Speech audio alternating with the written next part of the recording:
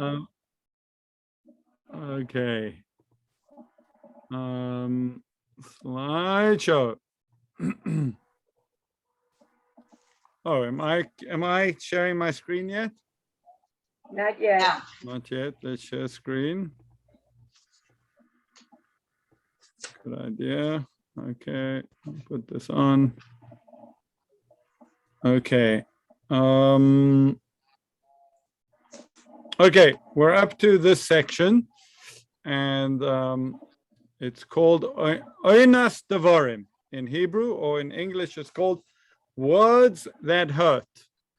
And included in the sin of oppression of speech, Oinas Devarim, he says, is to say to someone in private something implicit, which may cause him shame. All the more so to say something explicit, which causes him shame, or to do to him an act which causes him shame. So you're not allowed to, right? Emotional oppression is shame. You're not allowed to embarrass people. You're not allowed to put them down. It's an amazing sensitivity, right? We talked about with Linda in another group, the power of speech, and how careful we need to be with what we say, right? This is not something our world is very good with at the moment, right? Anything goes. People say whatever they want. That's not the Torah way. The Torah way is to be sensitive, to realize that people's feelings are extremely important, and one should not be, one should not put them down, oppress them, cause them any pain. That takes sometimes a lot of work, right? To be careful with that. The Talmud says like this: if he were a Baal Teshuvah, a penitent, someone that wasn't always on the right path, do not say to him, remember your former deeds. If sickness befalls him, do not say to him in the way the friends of Job said, remember please whoever perished being innocent, right? You can't say, well, this must be happening because of something you did, right? If traveling merchants ask you for grain, do not tell them, go to such and such who sells grain. And you know that he never sold grain in his life. Okay, so we got to be careful. This is in the section of precious, which means to be very sensitive, to live a very elevated life, to live on a higher level, and to really bear in mind that feelings are important. We can't just say whatever we want. There's a great, now the word Baal Teshuvah, Linda, what does it mean? I knew you were going to ask me that. Where are we? I remember we discussed it. Should I look at my notes? Baal Teshuvah. Remind me, Rabbi. Is it one who has returned? So we use it today as someone that has returned, correct? So the word Teshuvah is to repent, right? And it comes from the word Leshuv, to go back, to, right? Repent, go back to the good ways. A Baal Teshuvah is literally a master of Teshuvah, but it means someone that's mastered it. A Baal Habayis is the master of the house. So Baal Teshuvah is someone that was off the derech, as we say, off the way, the straight way, and they came back.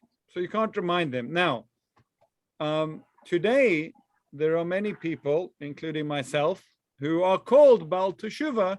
Well, not really Baal Teshuvah, because we didn't even grow up, right? A true Baal Teshuvah is someone that grew up in the straight way, then went off and did terrible things, and then they know better to come back, and they repent. Today's Baal Teshuvah are mainly people who did not grow up at all, observant, and find Torah in their later life and start to embrace it and improve their ways. So, but both, it's not far off. It's not far off. Anyway, there's a great story of a guy that came to one of the Hasidic rabbis. There are many Hasidic leaders, rabbis around the world, right? The Lubavitcher Rebbe was a famous one, but almost every Hasidic group has their Rebbe. So someone once came to the Gera Rebbe. Gera these are huge Hasidic groups. I think Ger, I just read an article actually, they built the largest single standing building in Israel, in Jerusalem, for their shul, right? There are thousands and thousands of Hasidim. So someone came to the Gera Rebbe, and the way you do it is you write your question or your request on a little piece of paper. It's called a kvittel in Yiddish, and you go into the Rebbe and you give him your kvittel. He reads it and he'll respond. So some guy goes in there and, he's reading this and he looks at the guy and he says, where are you learning? Where are you learning in yeshiva? Because the guy was learning in yeshiva. So the guy says, I'm at a yeshiva called Or Sameach, right? Which is it's a Baal Teshuvah yeshiva. It's for people that didn't grow up observant, who want to learn, who are in their adult life. And, right? So he says, I'm at Or Sameach, but I'm not a Baal Teshuvah. So without blinking an eye, the Rebbe says, why not? Right? Good. So you got to be careful, right? You got to be careful about how you speak, and be sensitive. Be sensitive not to hurt anyone with your words, because people can get very hurt with words. Right? Okay. Now, what's the next section? Rabbi, it's interesting. Remember when we used to say sticks and stones will break your bones, but words will never hurt me. But that's not the case. Right. Now, it's similar to what we discussed this morning, but at the end of the Shmona Esrei, right? At the very end, let me bring it up here.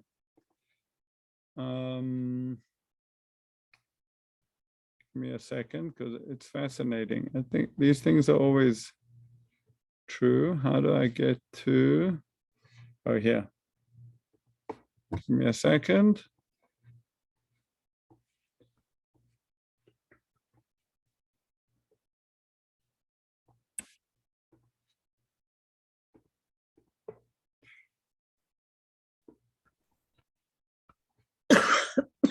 Here we go. Okay, let's share the screen again. Hello, Mother. Good morning. Morning, everybody. Okay. Okay, we won't. Which screen is being shared? This one? You can see my Safaria? Yeah, I see Sidor Okay. Ashkenaz. Good. Okay, by the way, for those that don't know, this app, it's really an online website. Safaria is an amazing, amazing resource. It's a free website. The word Safaria is Hebrew for library, right? It means library. This is a Jewish library. And they have all of Torah here. I mean, it's unbelievable how much they have. So in liturgy, they have the Siddur Ashkenaz, they have the weekday, they have all the Amidah, and at the end of the Amidah, they have the concluding passage. And what does it say over there? So all the other, until now in the Shemona Esrei and the Amidah, all the prayers are plural. God save us, bless us, etc., etc. Then at the end, there's what's called a personal prayer. And really, one is encouraged to add one's personal prayer at the end of the Shemon Esrei. To give us an idea about a personal prayer, there is a set text, which everyone says, right? And what does it say? My God, guard my tongue from evil and my lips from speaking deceitfully. Fine. So I should be careful and very sensitive not to hurt anyone with my tongue, not to hurt anyone with my lips. And then he says, may my soul be unresponsive to those who curse me, and let my soul be like dust to all. Right? Which means that I'm asking God for two things, really. God, may I be very sensitive to others, Yeah. and not, right? May I be sensitive to others. God, my tongue from evil, my lips from deceit. But when it comes to me, when others speak badly to me, let my soul be unresponsive. Let my soul be like the dust to all. Don't let me take offense, right? So it's always, sometimes Rav Yisrael, there was an interesting question about it, but Rav Yisrael Salanta, the head of the founder of the Musa movement, said a very interesting thing. He said, often what is desirable for you is not desirable for other people. And what's desirable for other people is not desirable for you. For example, should you give other people honor? Yeah, of course you should give other people honor. You should praise other people. You should, right? Should you pursue honor? No, you should run away from it, right? So don't make a mistake, he said. Gluttony, right? Should you be a glutton? No, right? You should eat very carefully and sparsely, whatever. And then someone comes to your house. How should you behave towards them? The same way? Or no, you bring it out and you let them enjoy themselves.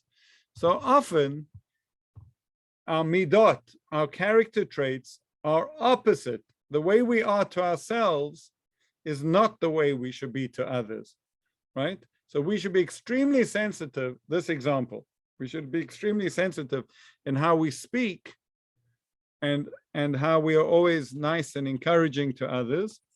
And we'll see. Even it doesn't mean you're always not, soft and nice. Sometimes you can be hard, but you do it in a nice way. But when others scream and shout at us and try to hurt us with their words, we should develop some thick skin, right? Water off a duck's back. I always tell my kids that. The people that care, right, about how you look and it makes a difference and they're criticizing, don't care about you. And the people that don't care how you look and where they care, right? They really care about you. That's not where it's at. So we have to build this. We have to build a thick skin for the insults of others, but heaven forbid to then, insult others. Interesting idea. Okay.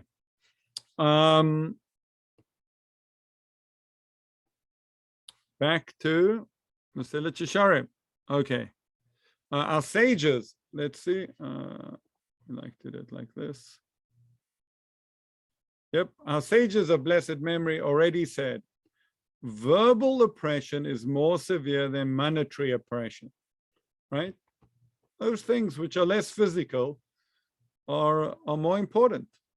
This is even more so if the shaming is done in public, as we learned explicitly, one who whitens his neighbor's face. Well, that's the language of the Talmud. Somehow the Talmud understood that when a person is shamed, their face is whitened. And some of the commentaries say, because first, at first the blood rushes away from your face, and then the reason we blush is because the blood rushes back. But there's definitely, that initial shock of being shamed is, we say you go white. So one who whitens his neighbor's face, shames him in publicly, has no portion in the world to come, right? It's akin to murder, right? It says so this is from Pirkei. Who started Pirkei Avot this morning? Lori. There you go, twice in one day. You see, right? Avot. Pirkei Avot is chapter 5. You got a way to go, but you'll get there, right? In the Talmud, it says someone who embarrasses another person in public is as if they murdered them, right? So again, our sensitivity and our acknowledgement that life is not just this physical world, right? There's a spiritual world, there's an emotional world. We are much more than meets the eye. And therefore, we've got to be careful on that. We've got to be sensitive to that. We've got to always be caring and aware of that. Okay. Now, this is interesting.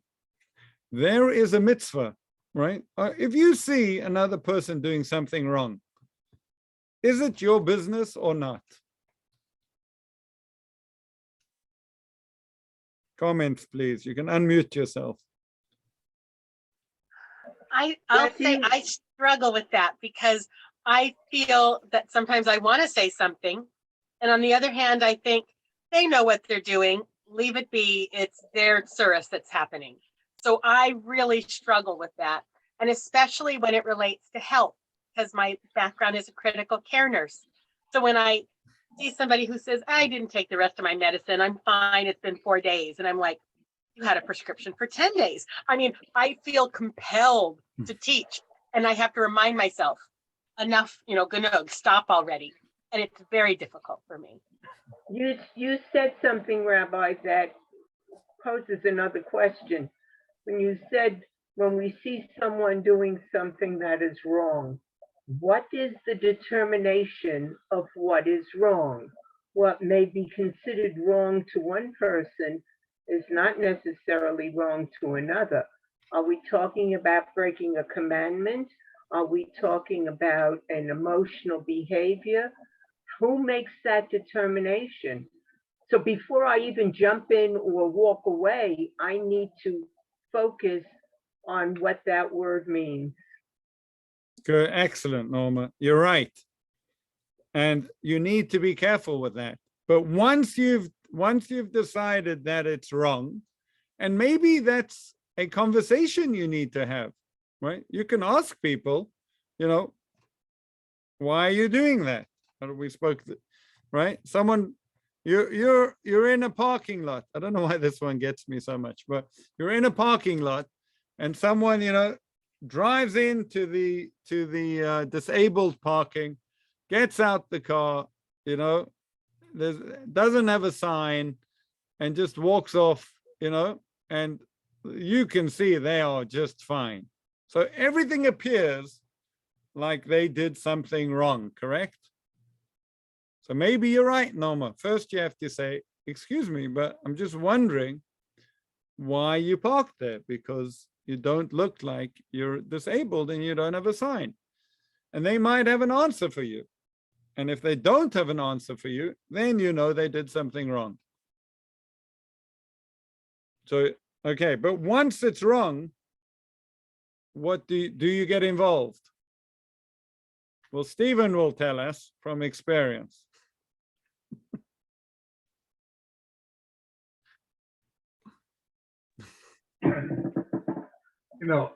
I'm an ADL person, and basically what's going on with anti-Semitism, they tell you, don't keep your mouth shut, argue with or stop it. But there's so many people out there with guns, knives, stabbing. You don't know what the result will be if your life may be threatened at that point in time by the opponent. for the other person. So you got to put yourself into neutral, so to speak, at that point in time. Mhm. Do you take a stance by yourself while you're surrounded? You know, we are in we're in the fourth largest hate state. We live in Pennsylvania, besides California, Texas, and Florida, and we're surrounded. So you don't know if you're going to get ambushed one way or another. You know, you put Yeah. yourself at risk too. Yeah, you have to be careful. You have to be careful for your own health. You're dead right. Yeah. Okay, so there's a mitzvah in the Torah that says, you shall surely rebuke your neighbor. If you see somebody doing something wrong, you need to rebuke them. It's a mitzvah. Now, I think already in the times of the Talmud says, we don't know how to do this mitzvah anymore. Because the way the Talmud says it is, you tell him that he's got a splinter in his eye, he'll tell you you got a log in yours, right? Do with it with, so it's very difficult. People do not, if people will not accept your rebuke, there's no point in rebuking someone that's not going to accept it. So you got to bear that in mind. You gonna say something, Linda? No, I also think it's not what you say, it's how you say it. I think that's So very look at important. this. Now, and our sages of blessed memory said, one might assume this to be obligatory, even to the extent that his face whitened, that you'll embarrass the person. Therefore, the verse continues, but do not bear sin because of him. Okay, so that's, let's just go there. Vayikra 19:14. Yeah. Okay. While you're going there, Rebbe, I just want to tell a story. I was in a store and this man had a dog, cute little dog, and the dog didn't want to walk, and the guy was pulling him with the cot with his leash, and the dog's legs weren't moving. Did I tell you this story already? Anyway, it was heartbreaking to watch how he was treating this dog, and I'm a dog lover. And then he pulled him by his back, the thickness here, and picked him up and put it just so. And it was this big black guy, and I'm thinking to myself, I cannot not say something. I just cannot walk away and not say something. But I didn't know how he would react. So I went up to him and I said, you are so lucky. That is the cutest dog I have ever seen. Wow. What's his name? You must just love. That's what I did. Nice. Clever. Good for you.